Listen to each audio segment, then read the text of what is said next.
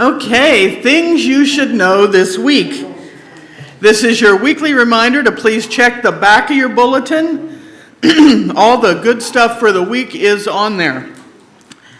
Please silence your phones and any other electronics as we get ready to enter into sacred space.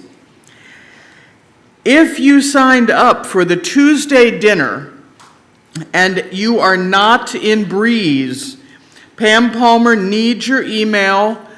Pam, is there a sign-up sheet out on Lanai? So there's a sign-up sheet out there on the table. Please give her your email. I think that's all I've got for the day.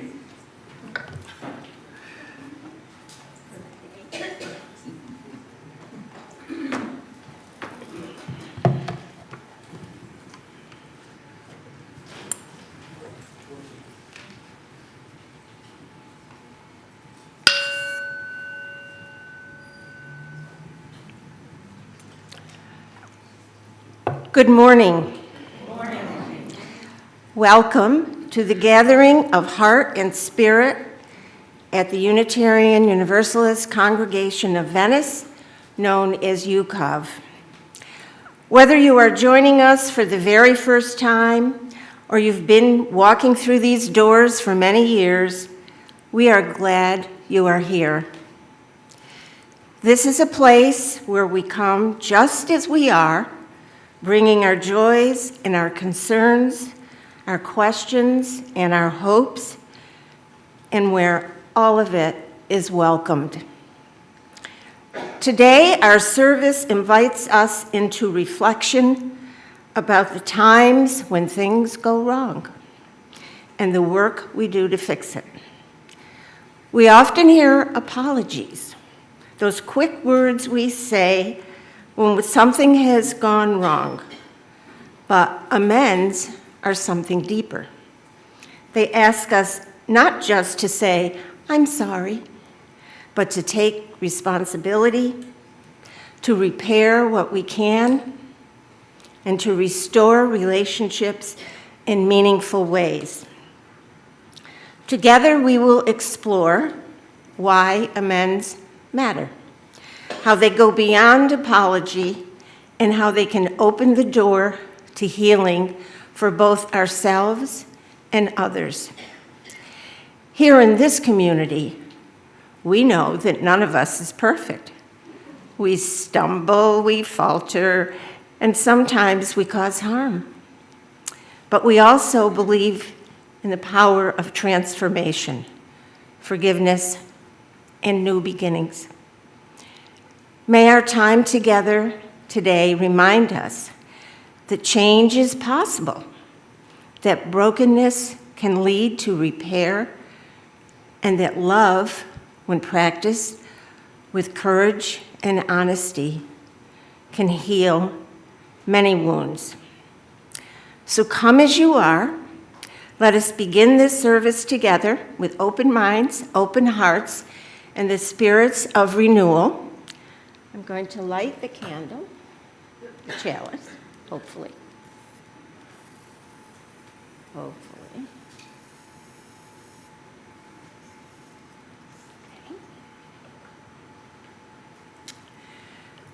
Okay.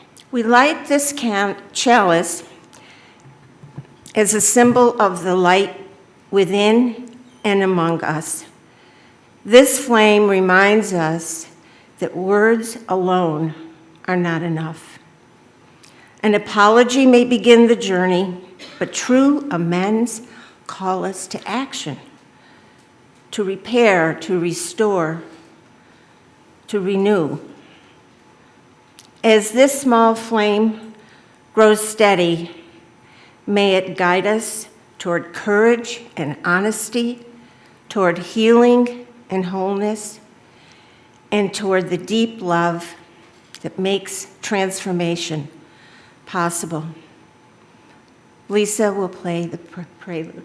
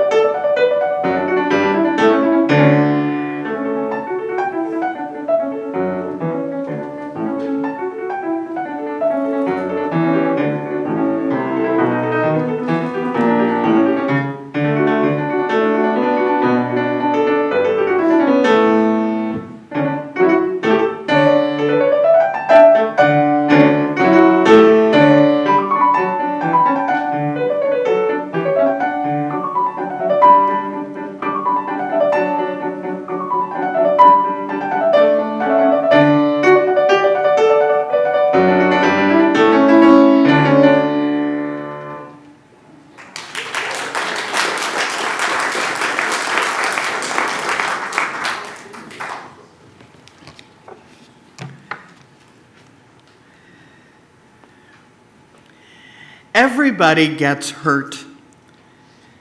Everybody makes mistakes. And most people feel bad about their mistakes. They try to do what they can to make it all better. For the minor scrapes and scuffles of life, an apology is absolutely perfect.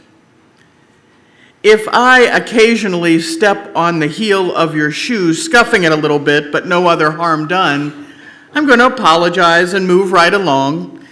And you're going to say apology accepted or no problem and move along too. Maybe keeping a foot or two further in front of my big clod feet.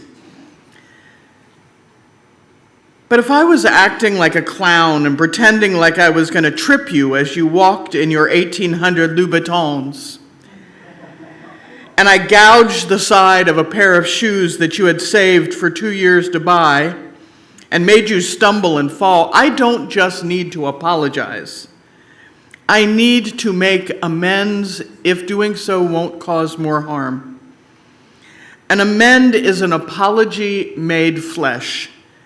Words turned into actions that restore the wounded person to wholeness and soothe and smooth the damaged relationship. So today we're going to talk about the difference between apologies and amends. So come and let us worship here together. Please rise in body or spirit and join in singing our opening hymn, number 360, Here We Have Gathered.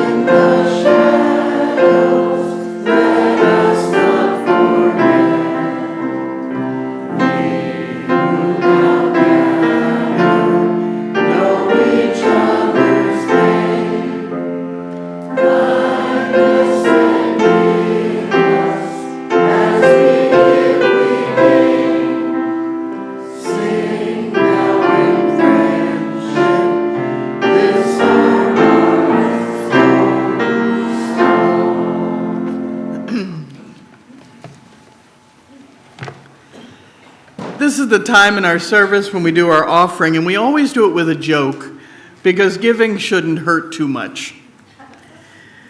Too much. After a long and wasting illness, a UU minister died and arrived at the gates of heaven. And while she was waiting for St. Peter to greet her, she peeked through the gates and saw it was beautiful. When St. Peter came by, the minister said, "It is such a wonderful place. How do I get in?" And St. Peter said, "You just have to spell a word for me."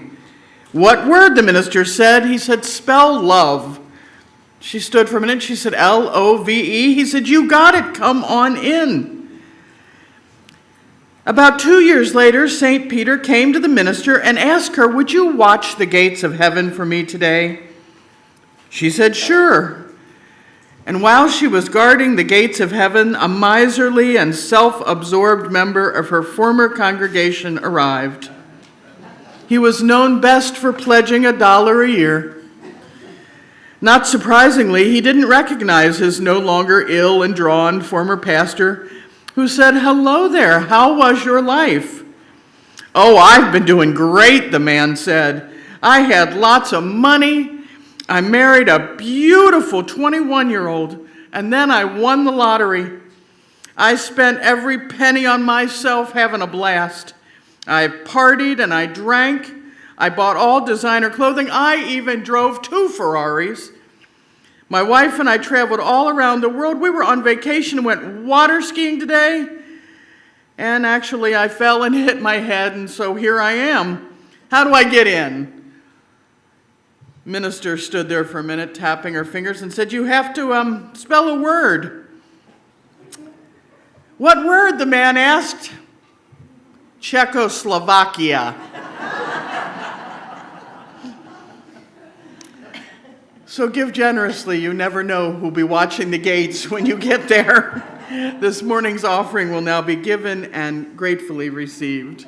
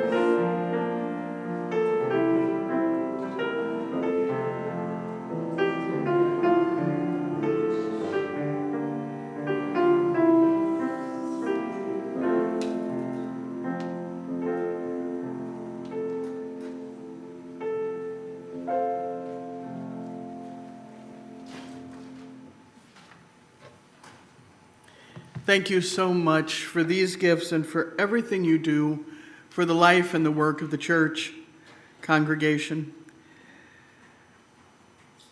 It's as a community of human hands and hearts that we come together here to struggle with life's sorrows and celebrate life's joys. If you have something to share this morning, please raise a hand, and Marcia or Tony will bring you a microphone. If you're new here, please feel free to raise a hand and introduce yourself briefly. I'm going to capture the mic for a minute. The snowbirds are beginning to return, and the volume of the pre-game show gets to be better and better. But seeing Nancy in the front of the room is very important, and we welcome her.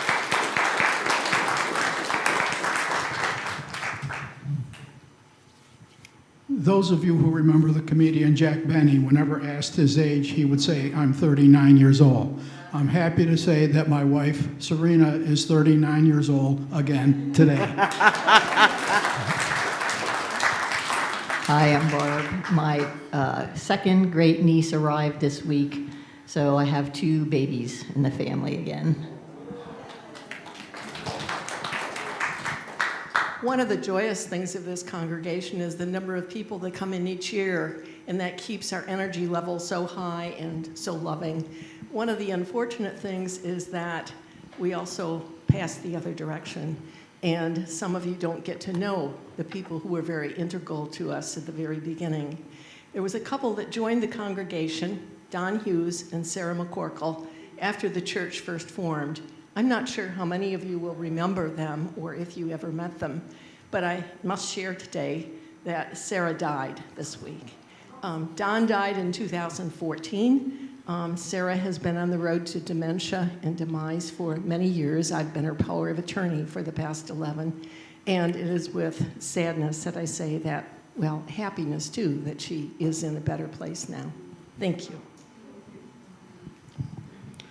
I'm Brad Harden, and I'm happy to have a very good friend that I've known for about 5 months now. Barbara Pierce is a Unitarian. She's been to the Bradenton program before, first time here, and I know you're going to make her feel welcome. Thank you. Good morning. This is a celebration. I am Hector Malove. About 3 months ago, exactly 3 months ago, I got a surprise, ended up having a triple bypass heart surgery. No signs, but genes are pretty strong, so just be aware that if you're ever in doubt, tell your doctor, I want to get checked. But anyway, I'm very grateful for the love, kindness that was shown to Louis and I by everybody here. Many of you made the point on contacting us and doing some very nice things. I'm doing better, and I'm grateful. I'm trying to figure out still what does he mean. Like they say, oh, okay, you got a second chance. I still trying to figure that one out, but here we are, and I'm so grateful to be here with my family, my UU family. Thank you, and thank you. Tony, got behind you.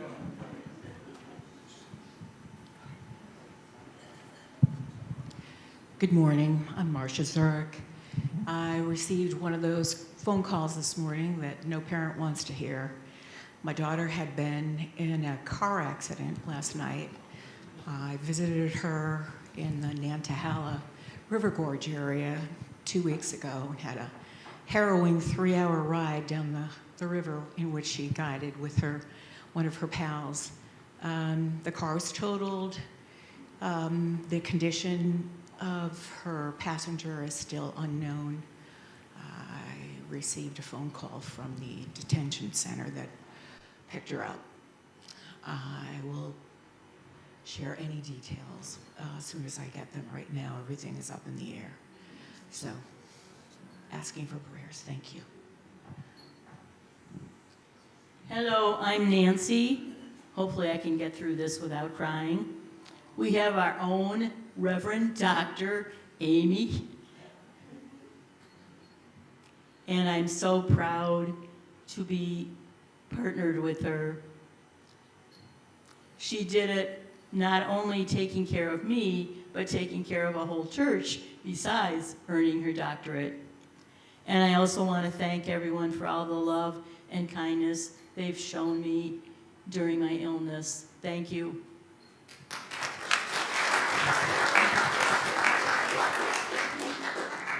Hi, I'm Donna Schaefer. I've been a member of this congregation since I moved to Florida. It was one of the first places I ever came.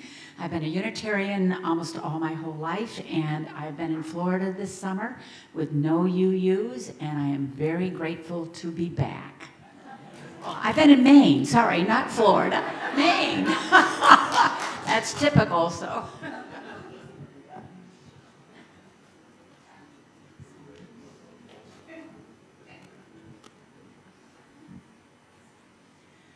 Good morning. I'm Patty White. I'm a member of the UU of Fort Lauderdale.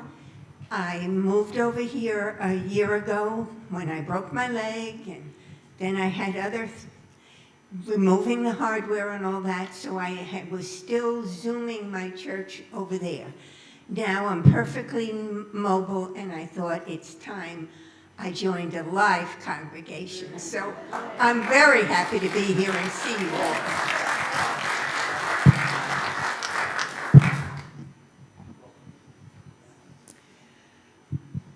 Hi, I'm Jean B., and all of you have been so wonderful to support me, and not ever having met my wife, to support my wife in her illness.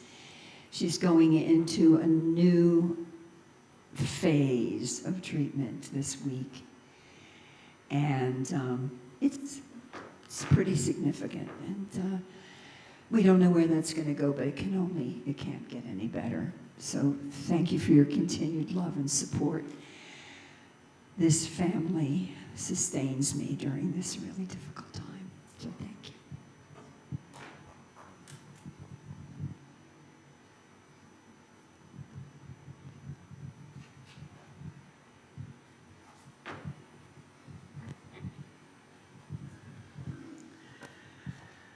May the love of this congregation hold all those who need love and concern, and may the light of our community shine on the broken places of the world. May those who are grieving be comforted, and those who are tired find rest. May the broken places be healed, and may those who are filled with joy and laughter be abundant.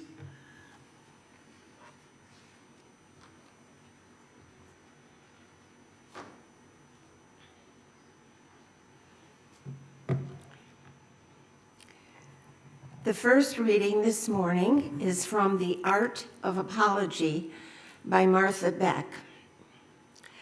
I was a mere child when the classic tear-gusher Love Story hit theaters in 1970, but I wept along with the adult audience as the dying Ally McGraw told the darling Ryan O'Neal, love means never having to say you're sorry.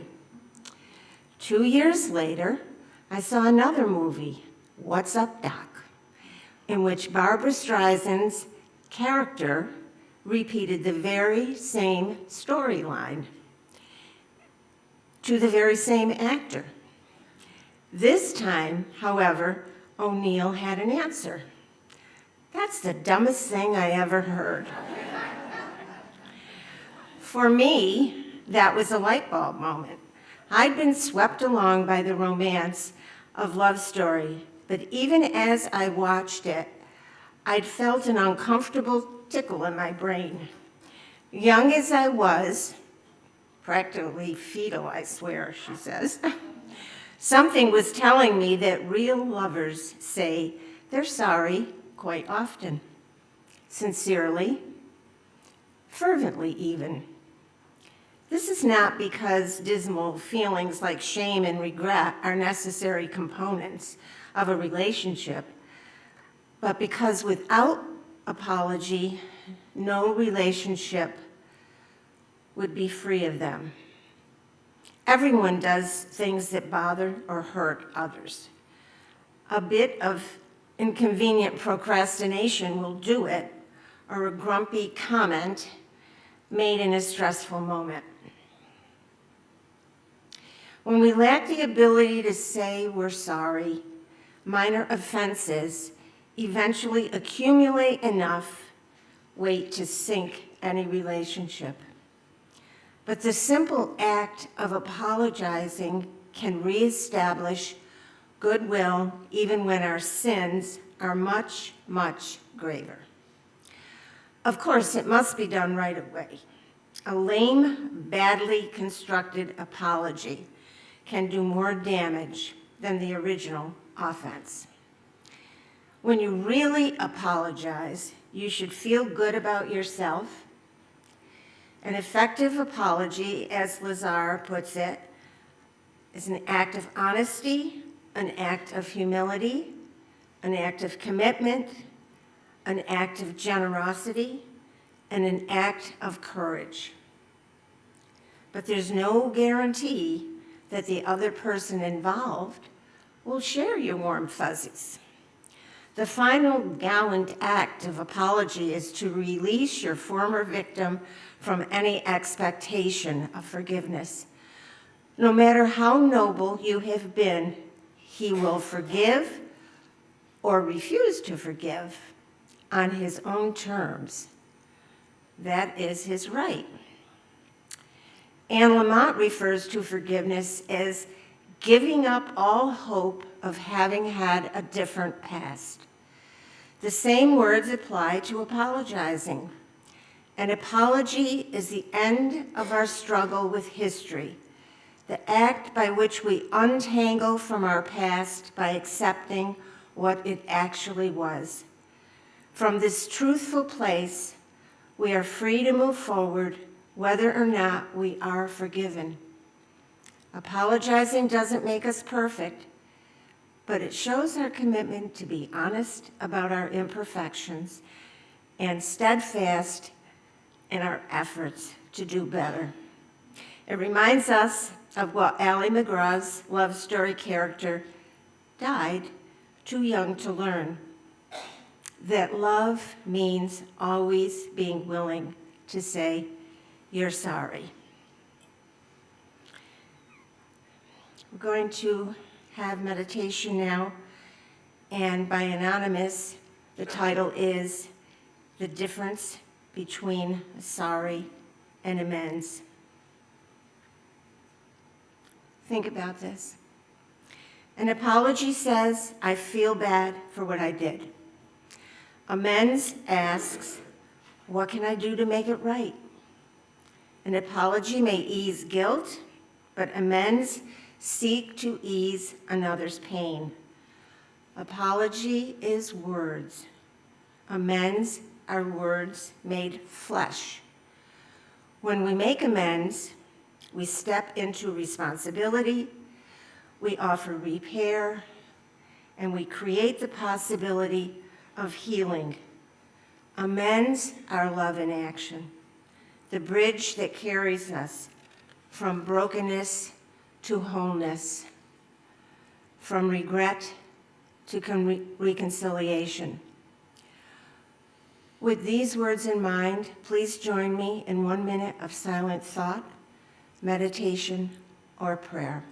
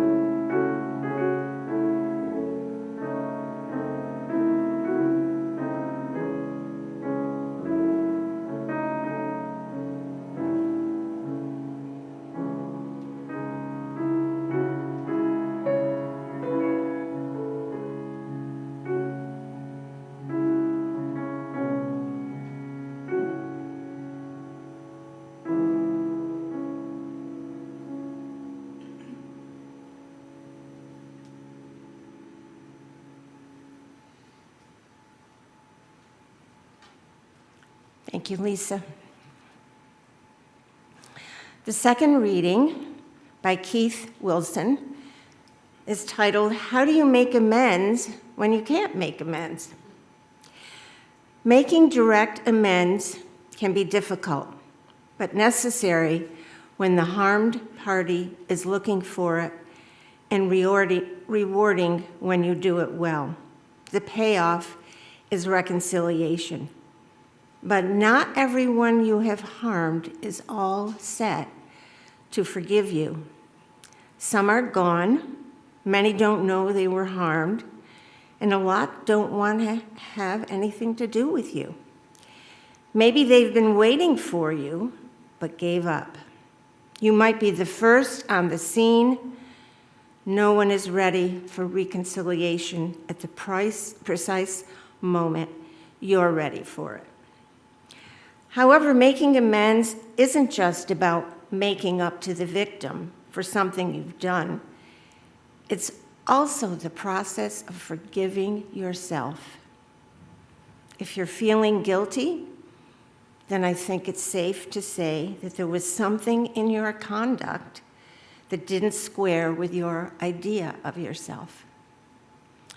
You weren't the best you could be. You were raised better than that. And even if your parents weren't, then you've always wanted to do better than your parents ever could. Making amends is not just about healing the relationship, it's also about healing yourself. The guilty person feels broken. There's a hole inside. Something's gnawing at you that you want to stop. Please rise in body and spirit and join in singing number 348, Guide My Feet.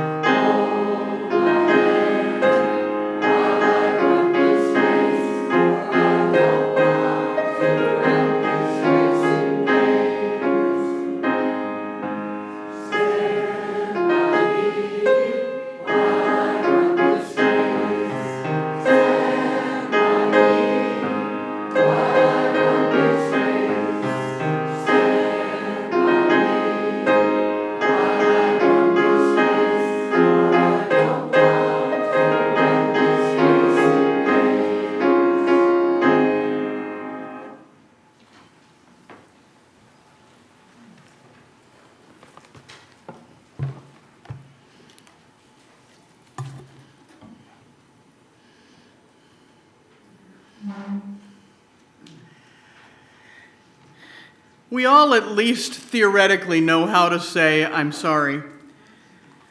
Most of us say it far more often than we remember. You bump someone, I'm sorry. You don't hear something right on the phone, I'm sorry, can you repeat that? You don't have enough cookies for the grandkids, I'm sorry guys, I'll make some brownies instead. We use it over and over and over. And we use it seriously, too, when we've really hurt someone. I am so sorry. I didn't mean it. Please forgive me. An apology is a tool of civilization. It helps us to address a wrong without violence. You have to think about, where did this ritual come from? I'm sorry, that's okay. It came from the fact that prehistorically, if you stepped on someone's foot, the only response was to hit you with a rock. Given that we have gone far beyond that, we have learned to apologize. An apology signifies regret for words or actions, and sometimes that's enough, especially when the offense wasn't intended and isn't grievous. But an apology is just words, and sometimes words aren't enough. Sometimes you have to make amends for what you've done. So what's an amend? You've heard a little bit about it so far this morning. It's an apology made flesh. It's an action or actions done to actually fix or help to fix what you did. I want you to think for just a minute about jigsaw puzzles. Some people like them, some people hate them. In case you're wondering, I absolutely loathe them. But we all know what they are. So jigsaw puzzles. Just for a minute. Imagine that you have gone out and you have spent $200 on a jigsaw puzzle that you just had to have been looking forward to working. It has 5,000 pieces. You have been working on it for weeks on a dedicated table, and you're so excited you only have 5 or 6 pieces left to put in. And a scatterbrained friend stops by and, paying no attention, puts their bag on your table. And when they pick it up, a piece sticks to it and leaves with them, dropping off in their cup of cold coffee, being utterly destroyed. And they call you and they apologize over and over again. You accept, you know they didn't mean it. But your puzzle is still ruined. You still have a $200, 4,999 piece puzzle that doesn't look the way it should. So if they are a good friend, they might decide to make amends. But amends are tricky at times. Amends aren't just simply doing whatever you can to help. Sometimes help isn't helpful.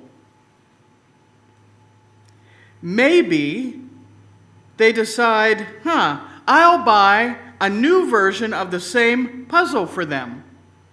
And so they buy you a brand new $200, 5,000 piece puzzle and hand it to you. That means you have to start over from the beginning, either scrapping your original or spending hours sorting through the new one until you find one missing piece. That is the weakest version of making amends.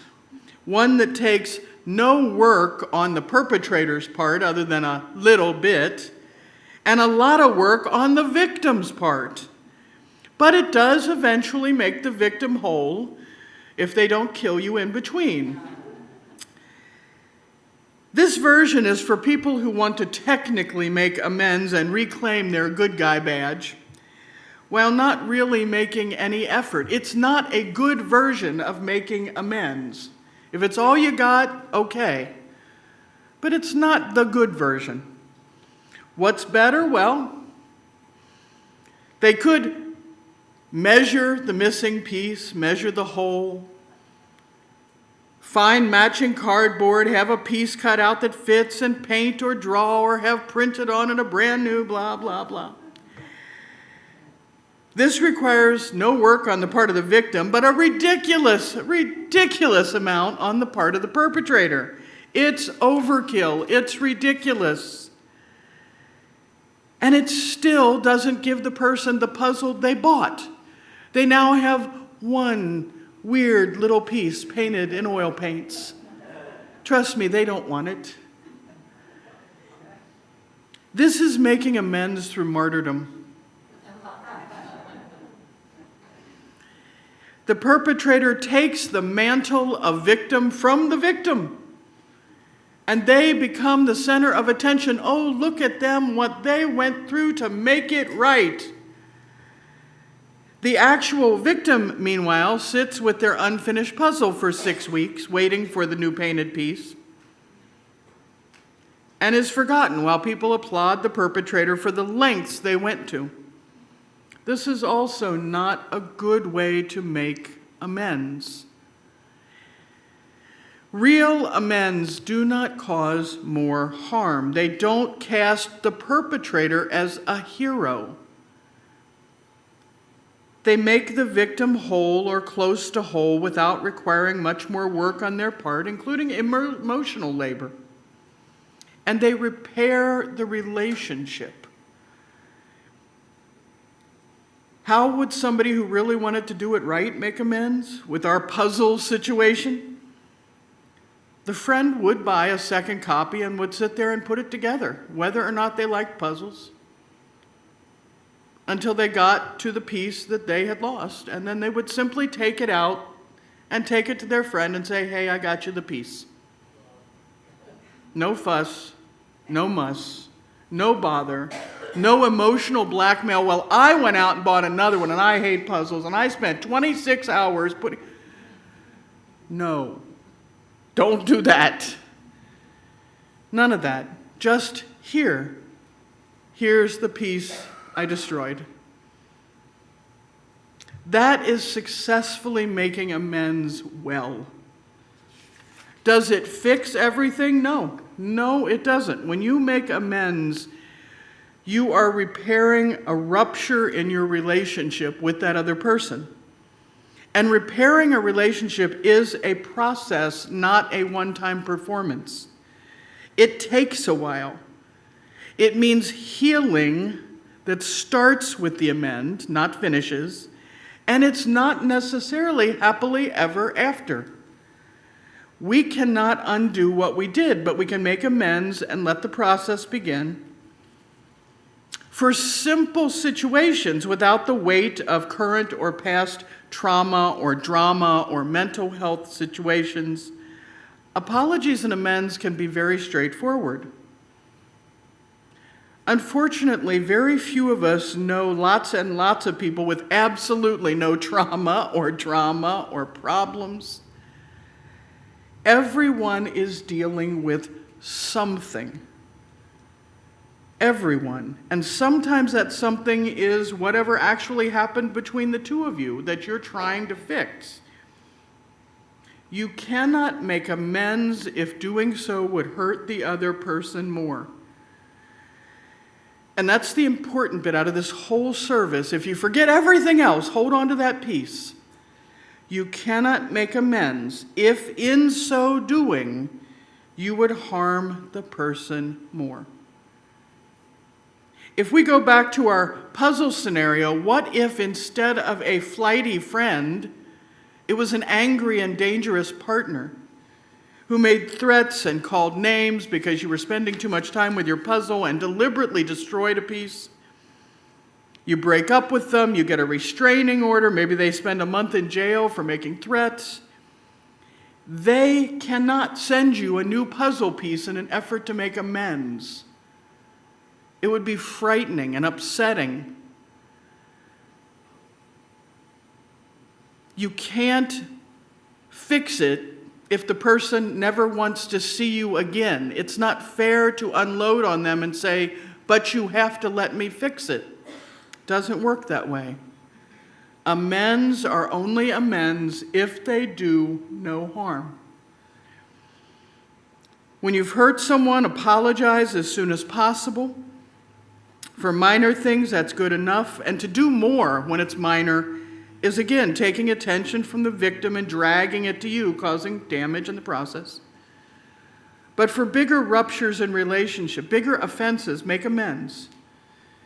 We've talked about examples. Acknowledge the offense. Describe what you did wrong. State that you feel you violated your own moral code. Accept responsibility. Never say, I'm sorry that you feel that way. Explain your behavior without excuses, using only facts. Express honest remorse. Make reparations for damages.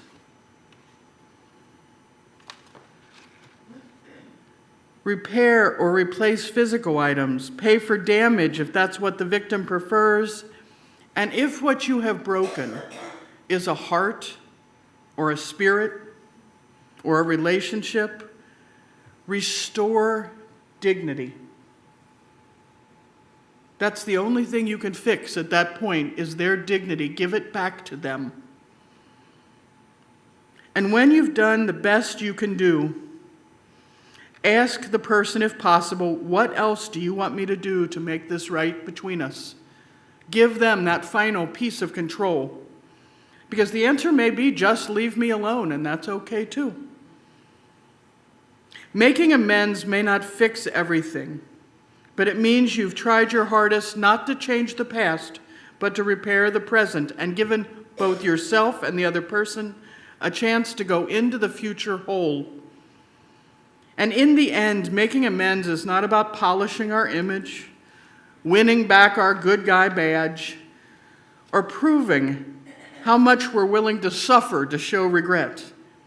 It's about relationship. It's about recognizing that our actions ripple out into the lives of others, and that sometimes love requires us to do the hard, humble, quiet work of repair. Amends erase nothing. Amends do not guarantee reconciliation, but they do create conditions for healing. They are the bridge between harm and hope, between brokenness and wholeness. And here's the truth. Every one of us is going to trip over our own 2 feet at some point. Every one of us will cause hurt, intentionally or not, and what matters is what we choose to do next. Will we stop at sorry, or will we take the next step, the harder step, into repair? When we choose amends, we say with our lives, I believe in the power of restoration. I believe that healing is possible. I believe that love is stronger than regret or shame. So when we leave here today, we leave ready to do that sacred work. May we be people who not only apologize, but who repair. People of courage and humility and of love that acts, because when we love this way, we make amends not only with one another, but with life itself. And in doing so, we help to create a world that is just a little more whole. Amen.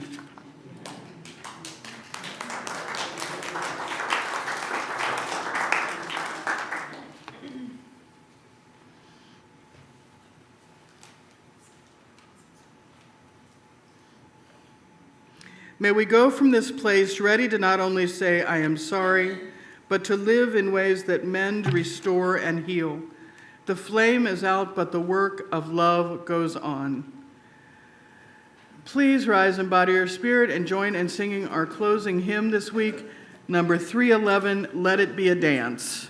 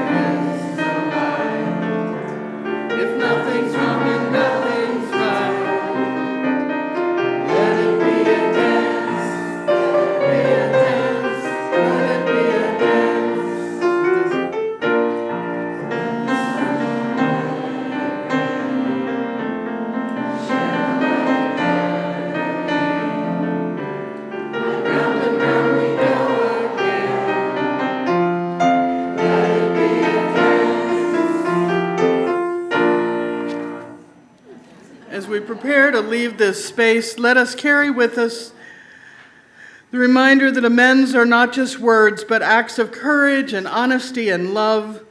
May we leave here ready to repair what has been broken, to restore trust when it's been shaken, and to live more fully into our shared humanity. The service may be ending, but our work of healing and renewal begins anew each day. Peace, ashe, and may it be so.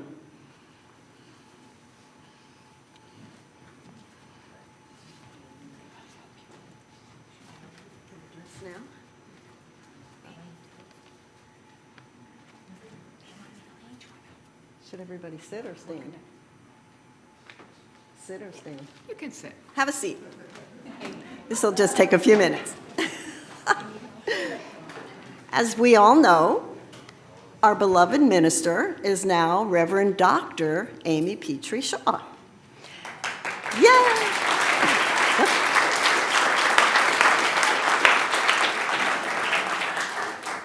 After what she calls way too many years of work, she successfully defended her dissertation and completed her PhD in Biblical Studies at Queen's College of Theology. She formally graduated last month. Her dissertation was titled, Reclaiming the Kingdom, Christian Nationalism versus Authentic Christianity, a comprehensive critique. Her work asserts that Christian nationalism is a perversion of Christianity and explores the biblical condemnation and theological failings of nationalism. Going forward, she plans to turn her very academic dissertation into a more reader-friendly book.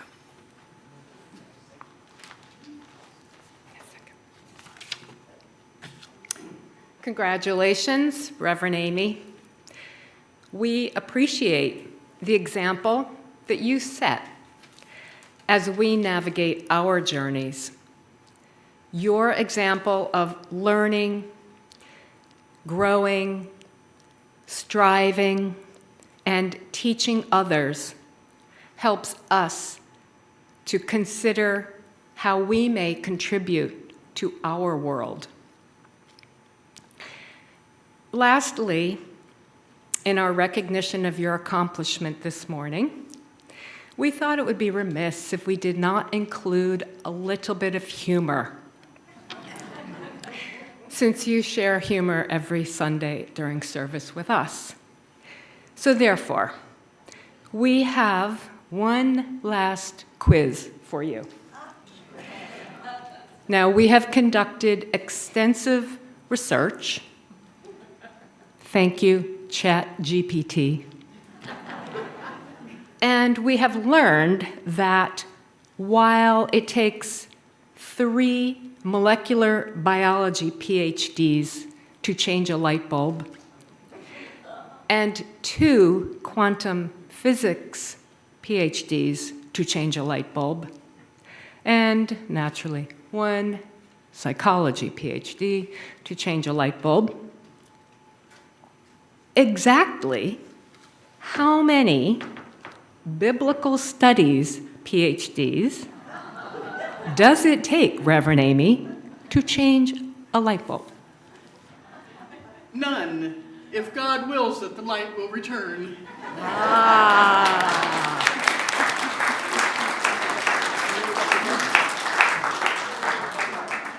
Well done, degree conferred.